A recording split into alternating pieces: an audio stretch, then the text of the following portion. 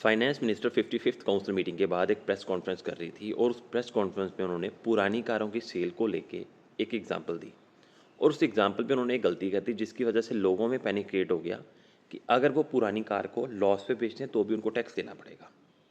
अब इस वीडियो को अगर आप एंड तक देखोगे ना तो आपकी सारी कन्फ्यूजन दूर हो जाएंगी कि पुरानी कारों पे टैक्सेशन किस तरह चलेगी। तो सबसे पहली बात, ये कोई नया टैक्स नहीं लगाया गया पुरानी कारों की सेल पे। पहले भी टैक्स लग रहा था, पहले 12% के हिसाब से टैक्स लगता था, अब उसे बढ़ा के 18% कर दिया गया। दूसरी चीज़, ये टैक्स उन्हीं लोगों को लगेगा जो कि जीएसटी के अंदर रजिस्टर्ड है। अगर कोई भी इंसान जीएसटी के अंदर रजिस्टर्ड नहीं है तो उसको ये टैक्स नहीं लगेगा, जीएसटी नहीं लगेगा। और तीसरी चीज़ जहाँ पे मैडम ने गलती करी वो थी मार्जिन की डेफिनेशन। मैडम ने एग्जांपल दी कि 12 लाख की आपने गाड़ी खरीदी, 9 लाख की बेची, 3 लाख का जो लॉस हुआ उसके ऊपर भी टैक्स देना है। ये चीज़ गलत थी, यहाँ पे उन्होंने गलती कर दी। एक्चुअल में उल्टा होना था। मार्जिन का मतलब होता है अपसाइड मार्जिन, जो प्रॉफिट होता है आपको। आपने 9 लाख की गाड़ी खरीदी और 12 की बेची, जो 3 लाख का प्रॉफिट हुआ ना, उसके ऊपर आपको टैक्स देना है। सो दिस मीन्स कि अगर आप जीएसटी के अंदर रजिस्टर्ड नहीं हैं तो चाहे आपको लॉस हो चाहे आपको प्रॉफिट हो, आपको टेंशन लेने की ज़रूरत नहीं है, आपको जीएसटी नहीं लगेगा।